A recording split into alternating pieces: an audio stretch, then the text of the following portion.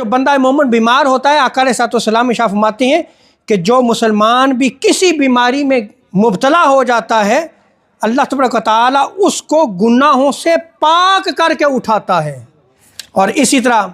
एक और रिवायत है, हज़रत अब्दुल्लाह इब्न मसूद रज़ियल्लाहु तआला अन्हु वो बयान करते हैं कि मोमिन के हाल पे ताज्जुब है, अगर उसको ये मालूम हो जाए कि उसको बीमारी में कितना अजर मिलता है तो वो पसंद करेगा कि वो बीमार ही रहे। हजूर इरशाद फरमाते हैं,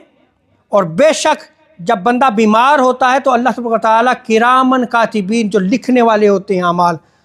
उनसे फरमाता है कि मेरे बंदा के लिए वो अमल लिखो जो वो दिन रात में किया करता था और इसमें बिल्कुल कोई कमी ना करो, और उसको इसका अजर भी होगा जो उसको जो है वो नेक अमाल से रोक रहा है, यानी वो बीमारी, वो मर्ज, वो तकलीफ जो उसको रोक रही है, इसका अजर भी दिया जा रहा है।